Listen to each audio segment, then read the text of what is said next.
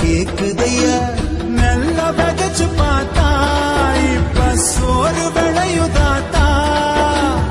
விவசாயம் ஒரு தொழில் இல்ல, என் வாழ்வியல், என் பண்பாடு.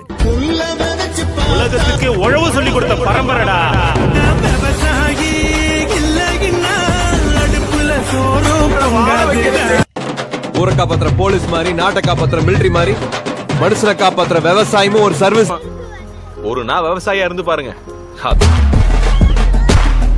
லைக் அண்ட் சப்ஸ்கிரைப் பண்ணுங்க. பாய். விவசாயி செய்யுங்கள். விவசாயிகள் செய்யுங்கள்.